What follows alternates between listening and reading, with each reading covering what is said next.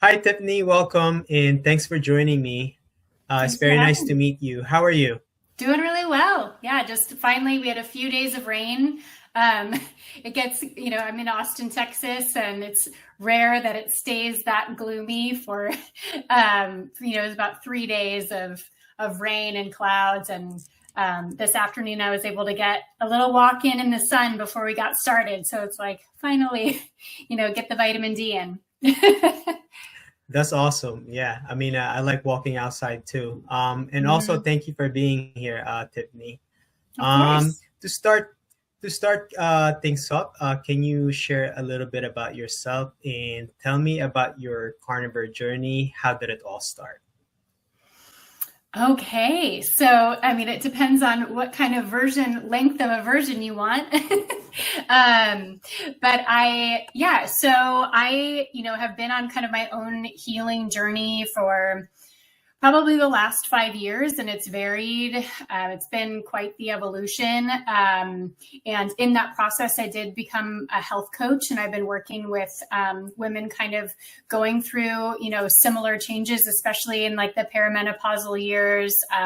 Some women looking for fat loss, but just overall trying to find our vitality and learning how to tune in to our bodies again, when we tend to kind of seek outside of ourselves for answers for so long. But so in my own journey, to take it way back to kind of what led me down the road of needing healing in the first place was I started a vegan diet at 19. And in that time, it was like I was super passionate about it. I definitely was doing my research on factory farming and the effects on the environment and all of that kind of stuff, and getting fired up, and even did some research papers and presentations on it in college. And so I really dove in, wanted to do it right. I worked at a natural food store and got really into like alternative medicine and supplements and various ways of natural healing, which definitely led me down like the detox and cleanse route. I've done every cleanse and detox under the sun over the years. But over those years, probably the first 5 to 6 years, I was feeling pretty good. Unfortunately, somewhere along the way, I actually experienced kind of a traumatic, sorry, I don't know why I'm just going to bring it up, but it just kind of a heavy experience of having a full-term stillbirth. And there was no like real ties to, why, nothing genetic. It seemed like a fluke. They called it a cord accident, but it was like 2 days before the due date, and really like not many complications through the pregnancy. But there was I was told that the placenta was small. And so that, now looking back, I kind of see that as some evidence that I was, undernourished in that time. And I don't want to completely blame, that experience on the vegan diet per se. Like I said, I don't know for sure why it all happened. But it was about a year after that, when I started, after I delivered her, that I started to experience some gut issues and some autoimmune kind of reactions. I had seasonal allergies for the first time when I had never had them before. I started developing a gluten intolerance, which revealed itself with rosacea. So I started getting rosacea and didn't really know what was going on. And also at that same time, I started experiencing vitiligo, which is a loss of pigmentation in the skin. And I was getting it kind of around my mouth, on my face. And so that was progressively getting worse. So in that time, I will also say, again, not all blamed on the vegan diet, but for the first 6 or 7 years, I wasn't consuming any alcohol. And then like around that time, I was starting to so it was like mid to late 20s, trying to find some degree of balance in my life, post kind of tragedy, and kind of reevaluating some things. I wasn't going crazy with it, but I do think that there was something that was disrupted that was probably related to like bringing alcohol in to my life. But then upon trying to remove it and, veganing harder, going to all my protocols, go-tos with detoxes and all the things, and researching different supplements, and, my adrenal glands are, fatigued, and like all of these things, I just was kind of diving all into that even harder.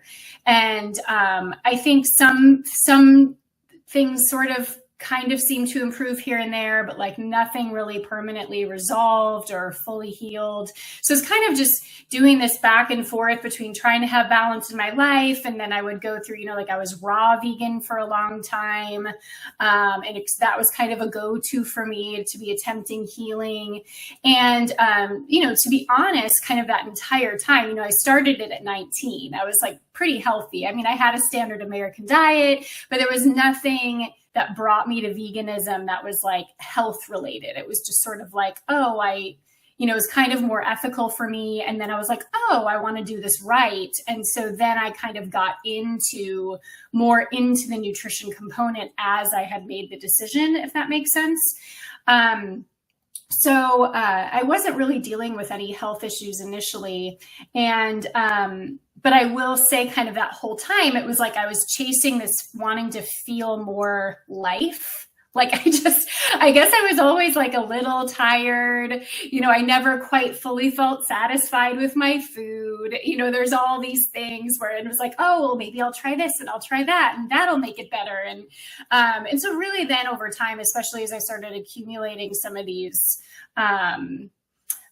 symptoms, the fatigue started getting worse. I've been a body worker, a massage therapist for 15 years. So in that time, like right around age 30, I started doing massage. So in those years and in starting to practice massage, I would be getting like muscle aches, joint pain, things like that. And I just kind of thought it was like wear and tear on my body. I'd feel fatigued.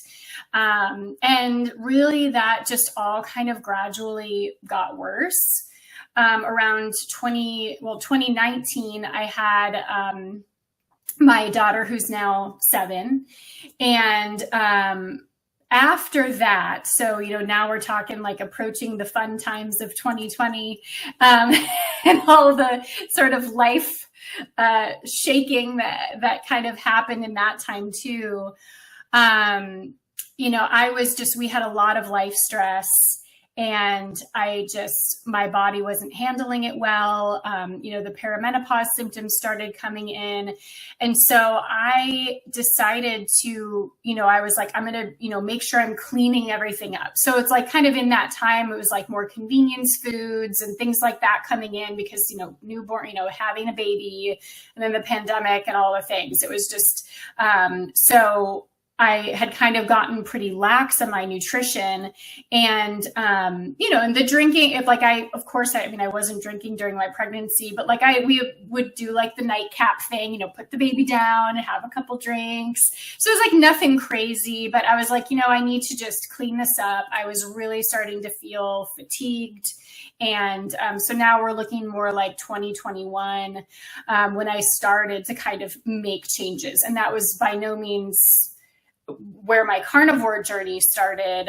But that was really where I was like, I need to start figuring some of these things out. So like I was also at that point, so I cleaned things up. I should say I cleaned things up, plant-based, going a lot back to my old practices, about 15 years into being vegan, just to like clarify and back things up a bit. I did start bringing in eggs. So there was a point about 15 years in where I was like getting these intense cravings for eggs.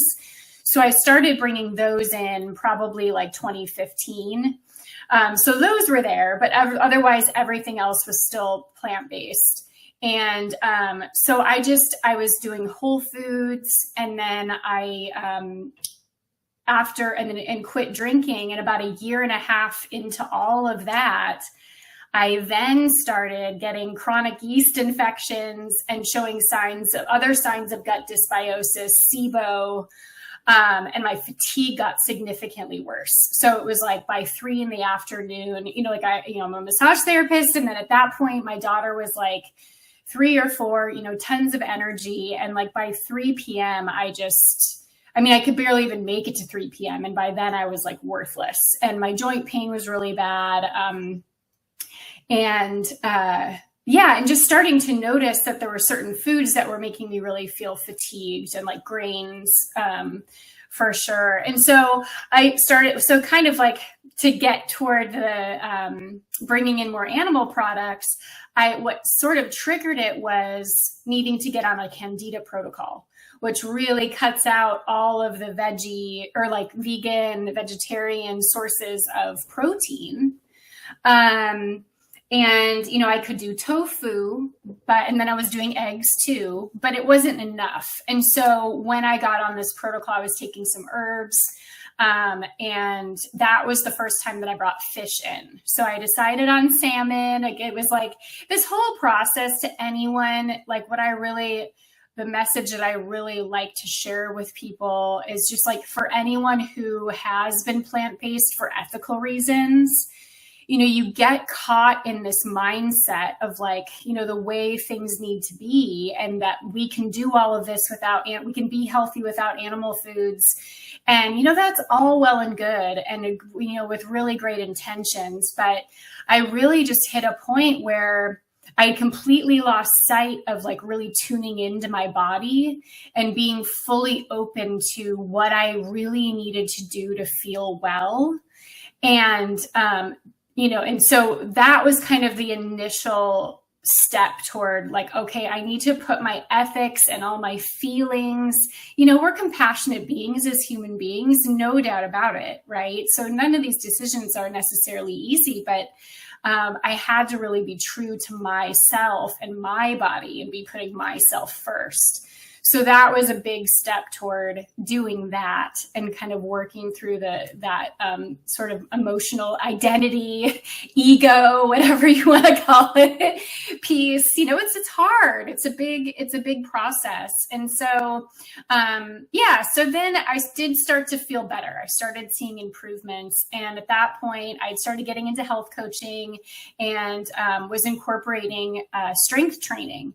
So I was doing more research and learning more about the importance of protein. And then I came across the book, The Pegan Diet by Dr. Mark Hyman, which is a wonderful book. And the chapter, I can't remember if it was like specifically a meat chapter, probably. But he started talking about regenerative farming, and I was listening to it. It was an audiobook. And you know, he really just painted this beautiful picture of like what regenerative farming is and the benefits that it has to the environment, the necessity of animals in this whole process.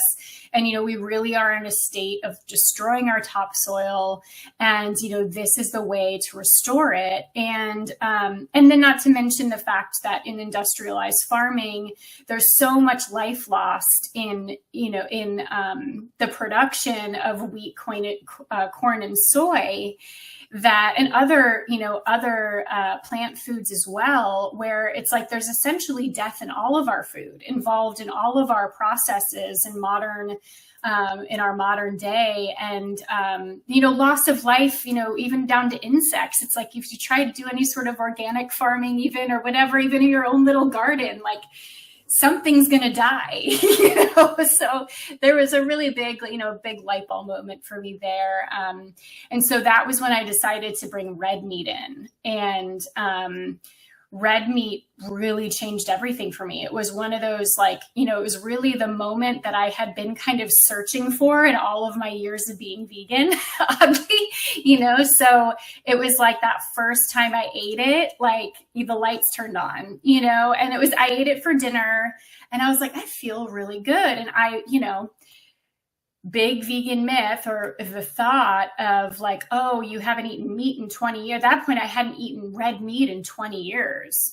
And so it was like, oh, it's so hard on the digestion, and it rots in your intestines and all this stuff.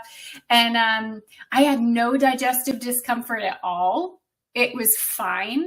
And then the next day, and brain fog was another huge thing for me. And it had been really for years and years and years of being vegan that I never fully acknowledged as brain fog.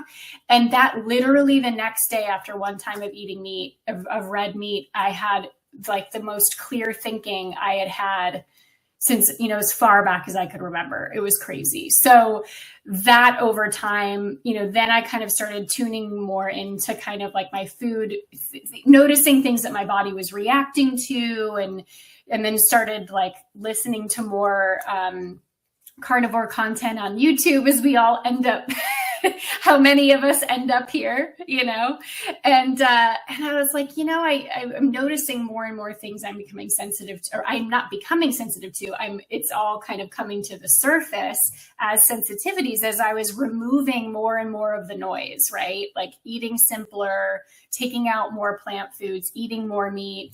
And so after, listening to a lot, educating myself, I was like, I should do an experiment and see what happens, because I had seen improvements in a lot of my symptoms, but, whether it be the perimenopause symptoms, I was dealing with a lot of issues with my cycle and irritability, a lot of mood stuff, and definitely blood sugar issues. I think in this whole process, I've really learned, because I've never done any testing, but the more that I'm doing all of this, the more evidence I see that I was far more insulin resistant than I ever really knew, and like had a lot of blood sugar issues. So, so a lot of that wasn't really resolved, and the joint pain, even the chronic fatigue, all of that. So I decided to just dive into carnivore, and that was mid-August of 2025. So, I haven't been like fully 100%. Like I feel like I'm, many, many days and weeks of, only animal foods. And I'm, dabble in some of the plant foods to just kind of experiment and see how I'm feeling. And I like to check my ketones and my blood sugar and see how my body's responding to things. And of course my symptoms. So I play around with that a little bit, but really I'm like pretty strict carnivore. Yeah. Hopefully that wasn't too long-winded, but I don't know how to make it any shorter. No, not even. I thought your journey was actually amazing. Because you've been a vegan for so many years, you've been in both ends pretty much. So you did vegan, vegetarian, on and off with raw vegan, and also now you're doing carnivore, which is the extreme of the opposite side. So I think that's a really good experience to have. I also like how you approach, things pretty much like being true to yourself, like letting go of ego, ethics, and, the feelings, pretty much just being, true with yourself, so I don't want to repeat it again, but, that's really awesome. And you've been to so much. I guess I was just really curious, because, I think I've heard this with a couple of vegans also, that they take so many supplements like while they were on that diet. And you actually learn about supplements also. You were learning about it. How many supplements were you on while on the vegan diet? Well, on the entire journey, my goodness. I mean, yeah, a lot. There's no way around it on a vegan diet. It's like you've got to be on top of, getting some omega-3s, and even that, it's like that's a struggle, because our bodies aren't converting the ALA into the EPA and DHA, the way it's not very efficient that way. I guess I was just, I don't know that I need to list them all, but, for sure. I was taking multivitamins. I was taking a lot of like B complex because like I said, my energy was just so low. So I was always trying to get, be on some sort of B complex, herbs, ashwagandha for stress. Now I'm just like so deep into my own, like my current protocol that I'm like, I don't even know what I used to take. I used to take a ton of like maca, like I was really into maca root for energy. Again, it's all for energy.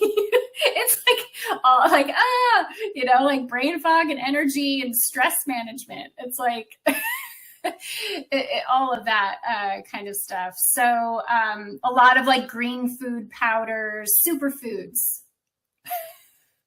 All the superfoods.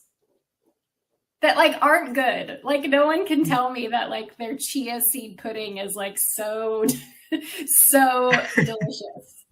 Unless you're adding a bunch of sugar to it, right? Yeah, yeah. Because I remember I was just doing paleo diet about, I would say now it's probably like 10 to 11 years ago, maybe just 10 years. And Mm-hmm. so I was doing the paleo, and I was already doing a lot of supplements. So I remember, I think it was about maybe 15, not even an exaggeration. It was all for, like you mentioned, like B vitamins, energy related. So now I'm thinking like, I didn't even go complete vegan or like even vegetarian, but that was a lot of supplements for me. So yeah, Mm-hmm. I was really curious about that. But now, with your story, pretty much confirms that. Wow. Mm-hmm. Um, I guess also I just want to briefly touch on the coaching, health coaching practice that you have. You Yeah. mentioned that you're working with women about their health issues. Do you pretty much introduce like the carnivore approach or maybe keto, animal based approach to your clients, or do you meet them where they're at? How do you like start with them? It's definitely a meet people where they're at. I provide the education. I think a lot of people who I work with are looking for weight loss. So the education of like the role that insulin has to play in all of that is super important. But then, it's really about meeting people where they're at. Like I really try to function. I do, regardless of kind of the degree of plant foods and carbohydrates there are. I come from an ancestral nutrition approach. So it's very much like, there early on, I had some consultations with some vegans and vegetarians, and I just was like, I can't, like, you have your, the beliefs of that you want to be and what you feel is good for your body. And that is all well and good. And you should keep doing that if that is truly what makes you feel your best. But if you're working with me and you continue to not feel your best, I'm going to be highly recommending that you bring in animal foods, from my personal experience and what I've learned. So it's like, I know that this could be a huge answer to a lot of these women's problems that are plant-based. So, I'm definitely like, I encourage whole foods, animal based proteins, animal fats. But then, when it comes to the carbohydrates and plant foods, it's like, okay, well, we can start by bringing some of these in smaller amounts, but then really becoming aware. A big part of what I teach and want to encourage for all people is to tune back into your body. And, starting with whole foods and removing the ultra processed foods is going to take away a lot of the noise and help people begin to create that self-awareness. And then inevitably there's that realization that, it's a lot of these carbohydrate foods that are causing a lot of the issues. And, actually potato really makes me feel sluggish. And like, there's all of these things that kind of come. But I'm also a big believer in, not labeling foods as good or bad, and to be really just approaching like, what is making me feel my best, and what is, what are the foods that I'm choosing to eat or choosing not to eat because I'm ultimately wanting to feel my best, not like this food is going to make me fat and this food is going to spike my blood sugar. You know what I mean? So, and then also just incorporating other lifestyle components, which is also kind of from a more primal approach to be regulating the nervous system and managing stress. So that's like another huge, everyone gets so focused on food, but if we don't have our stress under control and our sleep right, then like the food is not really going to be the best lever. I mean, it's just, we've got to get those things right too. So, but really, long-winded answer. I would say I want to meet people where they're at, and I'm more of a gradual change to create that behavior and habit, identity kind of shifting along with the dietary changes. So it's not like just, cold turkey, cut it all out, if that makes sense. Yeah, I think you have a great approach. Yeah, totally makes sense. Yeah, I think Yeah, and I your would approach is say, really great because yeah, because it's realistic, and people. I think some people doesn't like to be told that they're wrong, but the way you approach them, like meeting them where they're at, I think that's absolutely realistic. But yeah, go mhm. ahead. Well, I was just going to say, but for women who, it's like if women are coming with a long list of symptoms and issues, I'm very clear about, hey, I really think I tend to approach carnivore. I am still fairly new at it too. So I approach it as like an elimination diet. This is so to say that this is also an option and a route we could take to just take everything out and give it 3 months and see, giving your chance for your system to calm down if there's any sort of histamine issues, inflammation, and just giving a chance for the body to kind of not, I don't want to say reset, but to just be able to like, again, remove the noise and then see what we're working with. So it's definitely an option. Yeah, that's pretty awesome. Tiffany, I know you mentioned also previously, I think you said rosacea, vitiligo, allergies. Like you were having flare-ups with the skin issues. Like, what are the specific foods, if you remember, like causing those like flare-ups? Well, that's an interesting question because initially when it came up, it was definitely gluten. And then I also in that time is like my attempt to have a little bit of balance. I was like dabbling in a little bit of dairy as well for that brief period.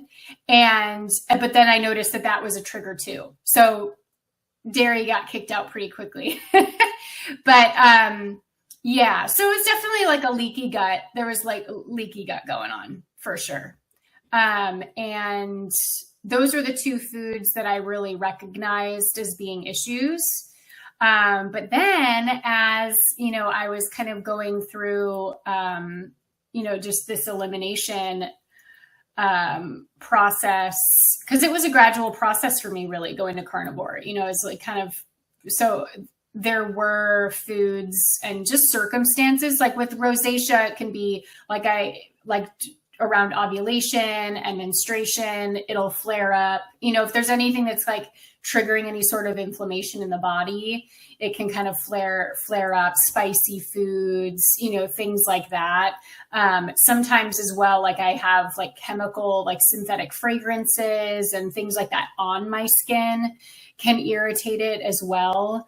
And while I've been on this carnivore journey, I actually went through this little like tester of like, I had, for some reason, I can't even remember why, honestly. But I tried just doing a little bit of extra virgin olive oil on my face and that flared it up. So there's just something going on in there that my body was like, nope.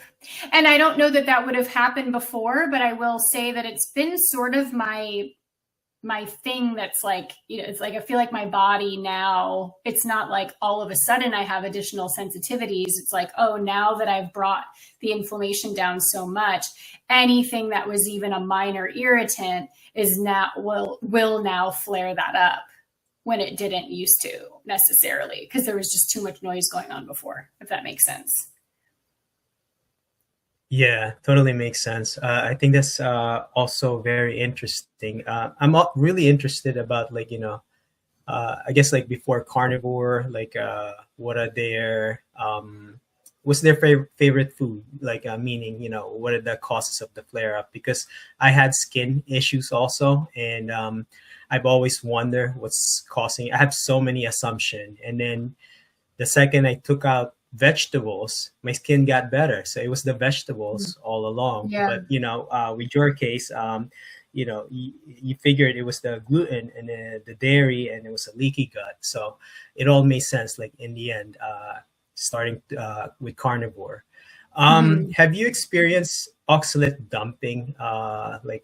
Maybe after you started carnivore journey, or maybe like a month after or so? I don't know. Because I've read about oxalate dumping. I've read various like things.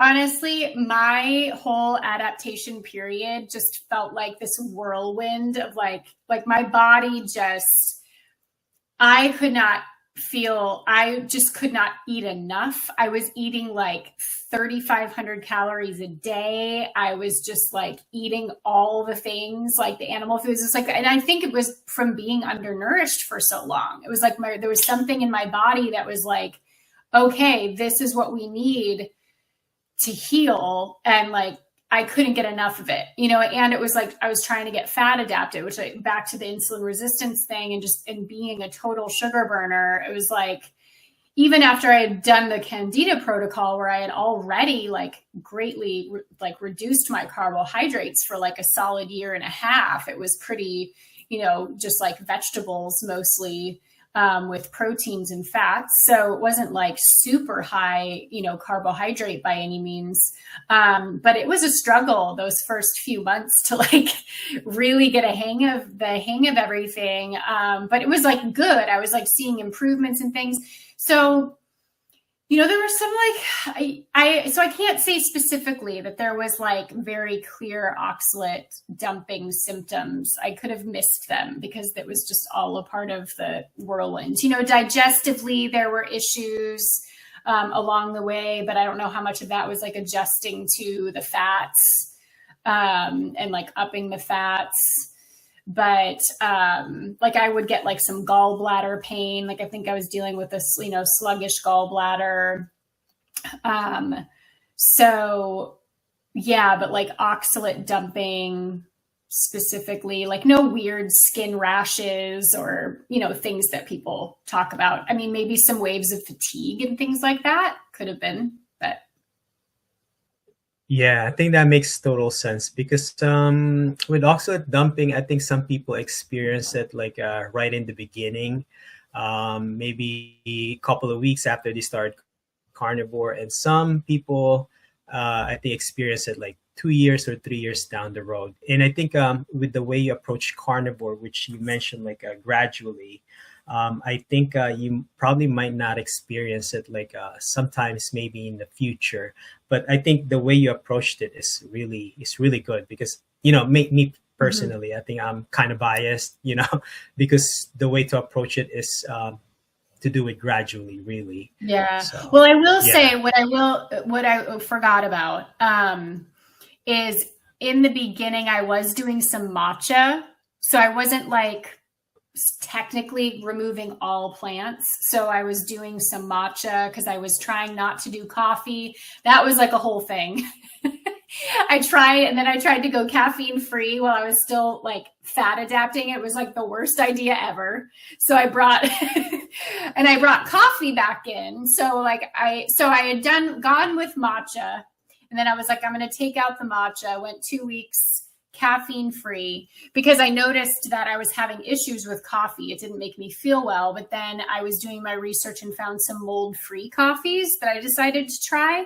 And that actually was so much better. So I think the mold in the coffee I was having an issue with before. But anyway, so initially I was doing some matcha. So I'm wondering, because I know that like the green teas, like the oxalates can sometimes, like I know that it's encouraged, like if you're going through oxalate dumping, to bring in green tea, because it's like brings in a little bit of oxalate to kind of slow things down.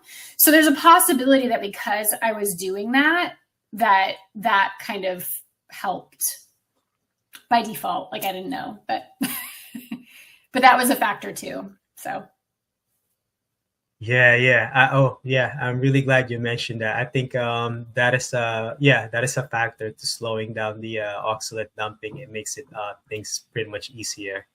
Yeah. Tiffany, I forgot to ask you this question. I should have asked you this earlier. What was your favorite food before you started carnivore? Potatoes. Hands down. Potatoes were like my saving grace. Oh, because when I went gluten free, you know, it was like any form of potato, like hash brown, French fries, baked potato, you know, doesn't matter. Potato chips. I like tortilla chips too. Yeah. Corn. Those foods for sure. Those were like staples for me. And honestly, crunchy foods like pork rinds really save me sometimes. I've backed off the pork rinds because they don't make me feel that great if I eat like too many of them in one sitting. So I have to be very careful because it is addictive, that crunch, right? So I try not to, you know, overindulge, or I try to eat them with something. Like I'll do like a sardine salad. Like I'll actually like mash up sardines with butter. And I'll eat them with pork rinds. But otherwise it's like, you know, I definitely have that, you know, connection to the crunch. So tortilla chips, those are probably my favorites. Yeah. No vegetables on that list. Yeah. I did love broccoli. I still do, you know, I like broccoli. I like asparagus, that kind of a thing. But potatoes and corn, for sure. Yeah. I fully agree. I think that was the most addicting snacks for me, the chips. Yeah, I could just go on like, you know, straight to the night and just kill all the chips. Yeah. Yeah. Tiffany, it's too easy. so That's what they're designed. They're designed for you to do that, right? These yeah, processes. yep. Yeah. To get you addicted. Yeah. Mm-hmm. Tiffany, so what does a typical day of week of eating for you look like now? Do you pretty much keep it consistent, or do you switch things up maybe on a daily or weekly basis? Maybe you can walk me through.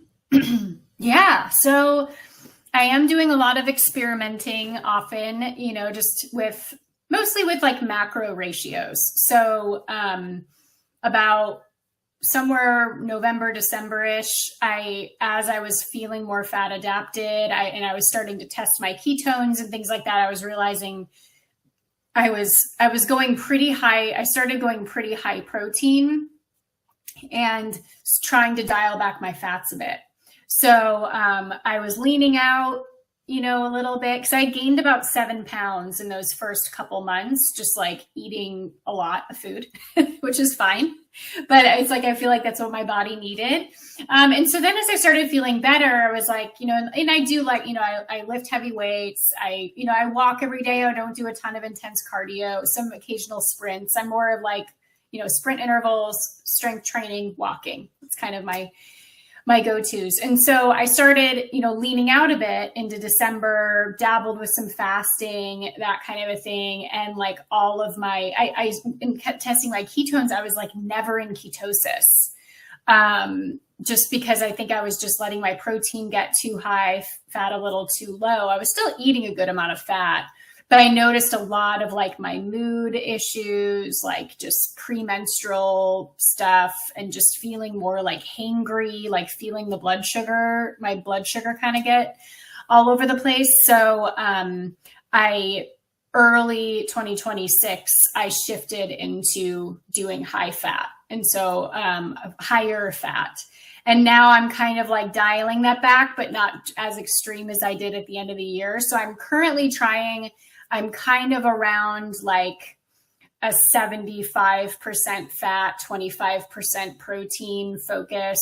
And that's a pretty loose track. So I'm like really trying to eat intuitively. I think the more I go through this process, I realize that I really still am healing, and I need to listen to my body when I have an appetite. So whenever I try to say, okay, I'm going to eat. So to give you some idea of like my foods, I was doing New York strips, but I switched to ribeyes to do the higher fat, but I get like the big, like the whole ones from Costco and slice them up into steaks.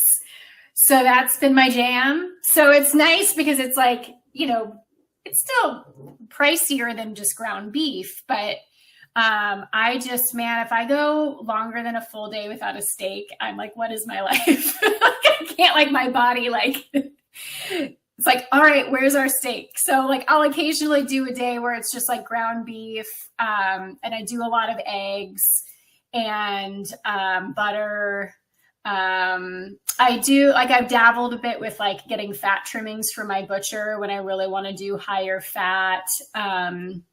And I tried to go down to just doing 2 big meals a day, but really, and again, I don't know if it's just like I'm still in this place of healing or if it's because I do lift weights pretty heavy. I need 3 meals. And to be like keeping those, you know, I shoot for about 40 grams of protein a meal, but it ends up being more. Like I said, I try to kind of track, and anytime I feel like I'm tracking to where I'm in that, you know, around 2,100 calories in a day with, you know, and I know that we shouldn't be tracking calories, but I just put it all into like ChatGPT. I'm like, this is what I'm eating. Where am I at? Just curious, you know? And it's like, I always end up needing more food than like what in my mind, you know, like what I feel like we've all been told, or like what a TDE or whatever would tell me. It's like, I always eat more. And so I'm just in this place where I'm like, I just have to listen to my body. And I do eat sardines. I like to try to throw those in the mix, usually when my family's not home. So they're not offended by my sardines. I thought I had plenty of time the other day. I was like, I'm going to heat them up like with my ground beef. And there was like an hour and a half. And still an hour and a half later, like the whole, like my family came home, my daughter, my husband, and I was like, I am so sorry. It's like, I cooked my sardines. This is a bad choice. I will never do it again. So I stick to just eating them out of a can. I don't heat them up anymore because, pro tip, it lingers, those sardines for sure, more than like salmon or anything like that. So word of the wise, don't heat your sardines. But yeah, I think that about sums it up. I'm pretty simple. And then I dabble in some plant foods here and there to see how they go. And most of the time it's not too much of I'm not getting like massive reactions, but I eat like a few bites. Like I am kind of interested in exploring like just the supporting of the microbiome. Like I think that that's something in my mind. I'm not completely wanting to let go of like wanting to have, you know, a diverse microbiome, but I know that, you know, it can, if it's working to your detriment and like creating negative symptoms, then I don't know that it's worth pushing just for diversity's sake. Cause I know that, you know, you can have less diversity and still be very healthy. So I'm like still prioritizing the way that I'm feeling and my symptoms more than being like, oh, I need to be feeding my microbiome, you know, but I dabble a little bit. Wow. Yeah, absolutely. I like your list. Pretty interesting. Yeah. New York strips, New York steak, and sardines. Yeah, I so wholeheartedly agree with the sardines. And if you cook it, it's gonna linger. So I've learned that lesson as well. Yeah. With my family. So yeah. Lots of eggs. I guess occasionally chicken. And then it's like chicken, and then you know, bacon's really good. So bacon sort of, because I don't do dairy either. So it's like bacon sort of functions as like my garnish or like my fun little, you know, add in to a meal kind of a thing. But I don't feel my best with pork. So and with bacon. So I think it's a histamine issue for me. So I have to be careful with histamine, but sardines, like I can do that, you know, a few days a week and that seems fine. And the occasional bacon, but yeah, chicken even, it's okay, but I can't eat too much of it. It doesn't make me feel great. Yeah, I see. Wow. Yeah, I think sometimes chicken does that to me too. But right now it's just an assumption for me. But yeah. Tiffany, what is the hardest thing about being carnivore for you? Examples for me, right? Like social gatherings, like with family and friends during the holidays, some travels, and cravings in the beginning that took me like a year to pretty much get it out of my system. What about for you? What is the hardest thing? Um, yeah, I mean, the social gatherings thing, I haven't really run into too many issues. I feel like I always have options, like with eating out. I think sometimes like I'll come across something where it's like maybe there's something with seed oils and like I leave a meal feeling like not great, but I'm also like okay. Like within a few hours I'm feeling better. And so to me, doing some of those things like eating out and then just really trying my best when I do that, it's worth, maybe eating something that doesn't make me feel 100% to be able to like have that engagement. And that works for me. So I do that. But not often. I mean, we're home a lot, just eating as a family, it's like, not a ton of eating out. And I think it's just like the, navigating, and I don't say that this is hard, but it's just been like navigating it with my daughter because I want her to have a really healthy view of food and what's healthy food, what's good. So I really try to put emphasis on, because she's like, oh, you're eating more eggs and bacon, she's like, she picks up on it. But at the same time, she's like, I kind of just want like a burger and some eggs and some of your bacon. Can I just do that tonight? And so she'll do that, like it's definitely had an impact on her, but I'm not like pushing. I do try to like emphasize protein, like to try to get this kid to eat at 7 a.m. before school is next to impossible. And so I try to get her to eat, some eggs or sausage or something like that before she goes to school. But it usually ends up being like carbs. It's just hard to get her to eat anything. So I do my best there. But yeah, I really want to make sure that she knows like this is just what feels best for my body right now. There's certain foods that it's not that they're unhealthy foods, but like they're foods that just don't work in my body. And like trying to help her create awareness around like, oh, well, how do foods make me feel, and just be creating that awareness. So I think like, as far as a challenge, it's just was something to navigate, just to be able to try for me to be learning all of this and feeling it all out for myself, and then to be able to, communicate all of that with her, if that makes sense. But yeah, I mean, I think it's mostly, sometimes the amount of meat that gets cooked in my kitchen is disturbing to some of my family members, I think, because of like, I have an air fryer, so I try to contain the smoke, or I honestly, sometimes I just bring the air fryer out onto our back patio because I have a family that has very sensitive eyes to and sinuses to smoky places. So I see no smoke. I'm like, it's not smoky in here. What are you even talking about? And it's like ends up being a very smoky place to other people in my home. So I have to be aware of that. But I would say that that's probably it. Otherwise, it's great. I mean, I think like when you've been in a place where you've been so ill and had so many, and had it be like really disruptive of your life. And, to me, I was just like not open to feeling that way day in and day out. So when it comes to social situations and whatever, I mean, I was vegan vegan for 15, like plant-based, for 20 years. I mean, it was like, it's second nature for me to like be the weird one. Like, it's not really, it's just a different kind of weird, like my family's just like, so what are you eating now? What do we, at least meat. They're like, okay, I've got that. Like, no problem, so. Wow. And then, It sounds like you're. What? Oh, sorry. I was just gonna say that I thought it sounds like your family is very supportive when it comes to you doing this diet, pretty much. Are they pretty much approaching their eating kind of similar to maybe an animal based or a carnivore approach? Like my family? Yeah.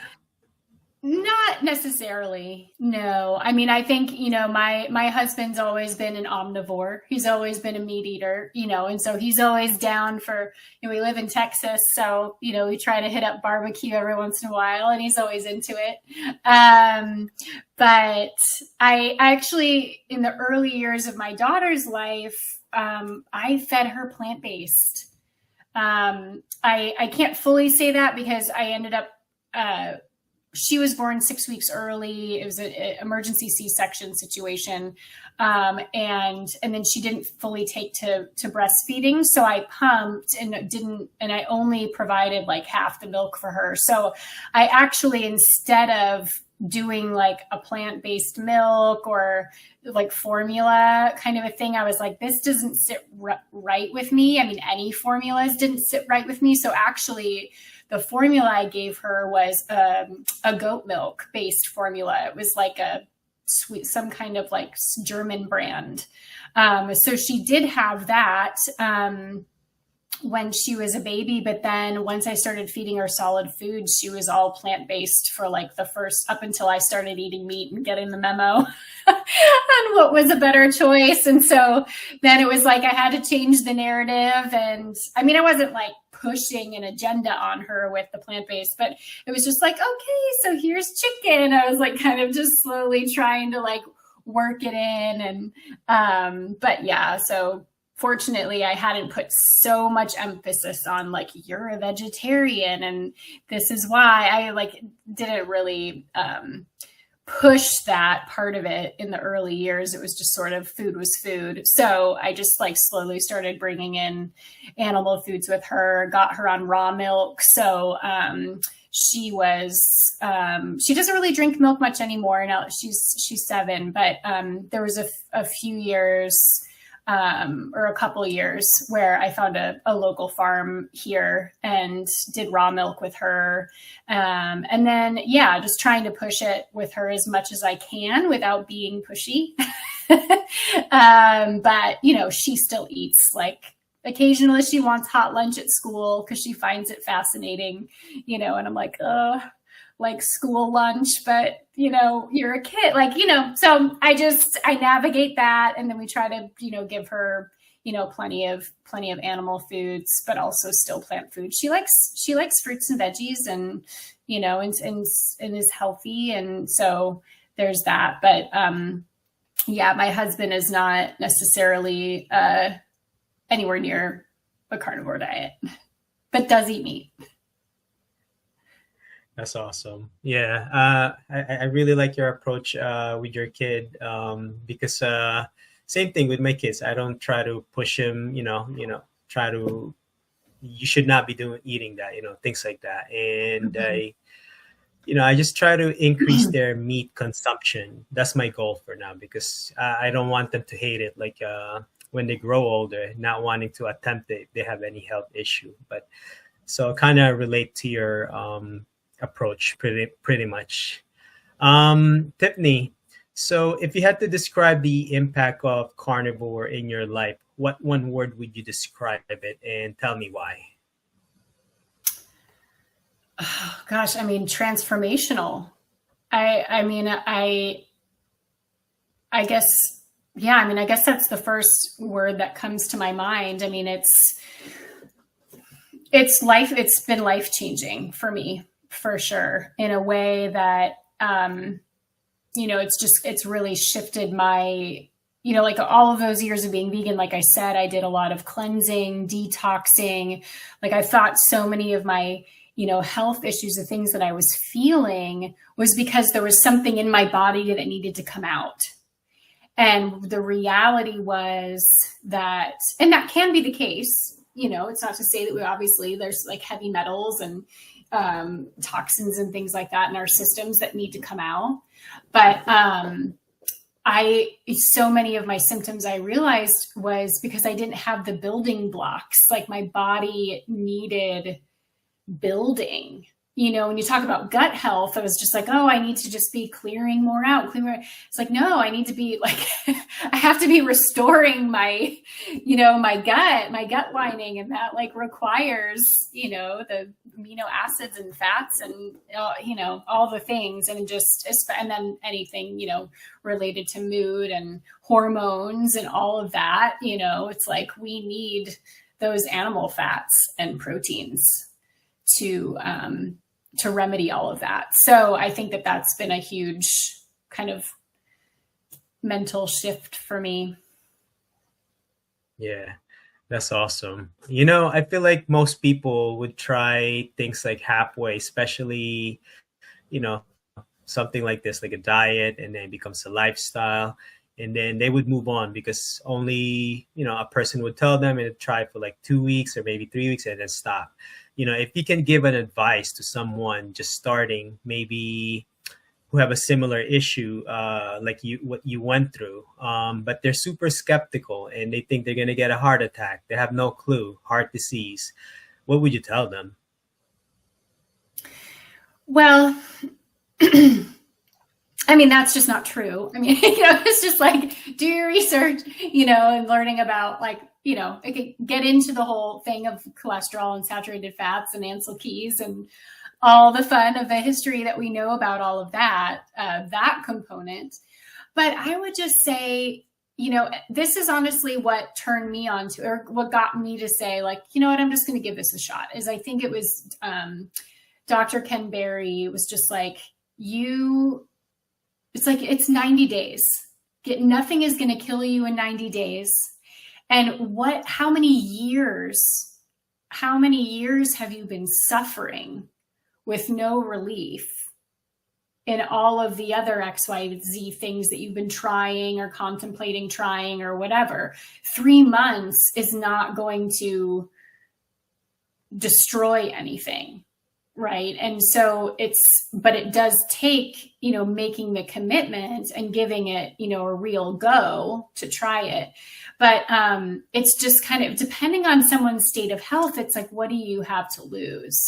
And I think that some people, I think some people just need more support too, because it's also that realization that, of the role that food actually plays in our lives, which for so many people has very little to do with nourishment. It's addictive behaviors. It's avoiding, life circumstances. Maybe you're miserable at your job. Maybe you're miserable in your marriage. Maybe you're fearful of like really being your true authentic self in the way you show up in your life.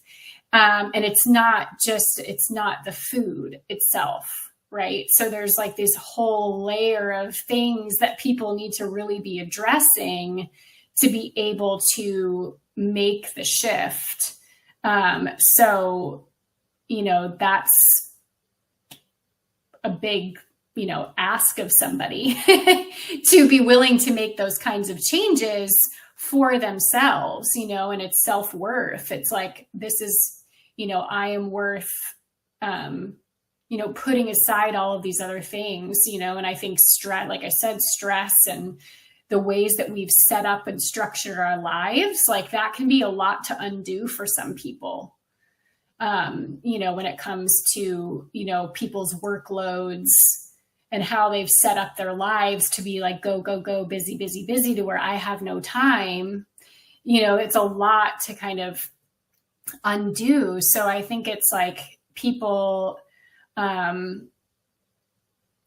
don't know. I think sometimes people have to really hit a rock bottom sometimes to like fully be able to commit to a big, transformation like this.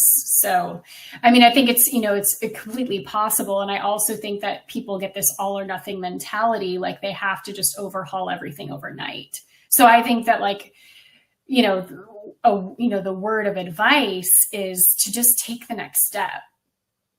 It's just, and this can be a gradual decision. It does transition. Nothing has to be overnight, but it's like, what's the next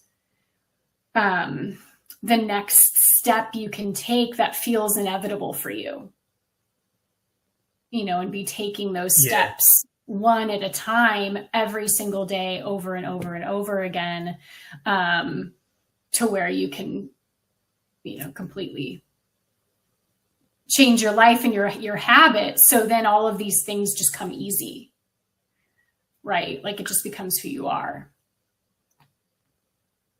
Yeah. Yeah, I agree again. I think I like that you mentioned like I guess in this context, like I guess some people who did carnivore, you have to hit rock bottom or have that all or nothing approach, because there is a similarity, a lot of similarities with carnivores. Like they have a degree of desperation, to fix a health issue or to get themselves better. I think realistically, I think there is a degree of like desperation.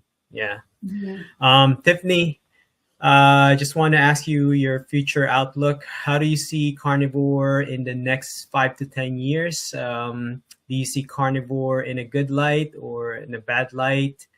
Bad light meaning maybe the meat prices are going to go skyrocket, or maybe censorship, or maybe falsified information from different agencies. And then good light could be more people wanting to learn, approaching a lot of health coaches, wanting to learn about this community. What are your thoughts? Gosh, I mean, I say anything goes, but I think so many more people are waking up to the ultra processed food industry, our healthcare system, Western medicine, big pharma. I think so many more people are beginning to become aware, and we are having more and more access to information through platforms like YouTube, and more people that are, educating on the subject, and people wanting to take their health into their own hands. And I think, as far as food being expensive, what's not expensive? I mean, I just got gas the other day. It was like, we're all in it right now, but what's not expensive, and what's not expensive when you're a sick person. So, beef looks pretty cheap compared to some of the other options you have in big pharma, right? So, I think people are becoming more aware of that and willing to think outside the box. So I would like to think at the very least people are, looking to be ditching more of those ultra processed foods and eating, hopefully more animal products. And I do, but honestly, like, I do hope that there can be more improvements to the industry. Like I said, I still have a compassion toward, want things to be done humanely.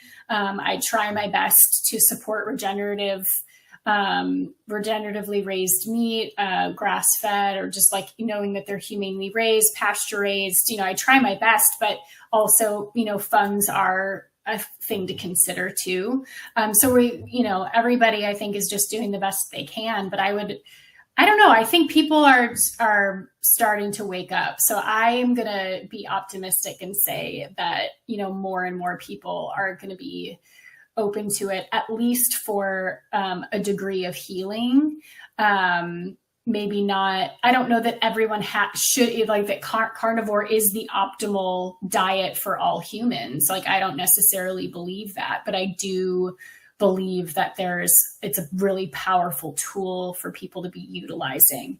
And it seems like more and more people are becoming aware of that, which is exciting.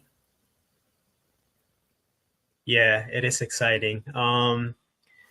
Yeah, I had to think about one thing you said about the, what's really not expensive, I think that's very true. Yeah. Currently, yeah, Well, it and just is. stuff that, I think hopefully people can start saying, like I'm paying for nourishment here, versus, how much more money are you spending on junk that's not actually doing your body any favors versus, fully nourishing foods, kind of seems like a no-brainer. But Yeah, absolutely. Tiffany, if people want to reach out or follow you, where's the best place to reach you? yeah, well, I am. I've started a YouTube channel, so it's still pretty brand new, but it's Vital Bliss Wellness on YouTube. It's the handle is Vital Bliss Wellness Coach. I'm also just Tiffany Brown on Facebook. I have a private Facebook community called Revitalize Your Health. And my email is tiffany@vitalblisswellness.com. So if anybody, wants to reach out with any questions or to curious about a consultation, you can reach out to me that way. Awesome. I'm going to make sure to post them all in the description so people can reach you. Tiffany, thank you again for joining me. I really enjoyed hearing your story and your carnivore journey. I appreciate it. Thank you. Awesome. Thank you so much for having me. It was fun.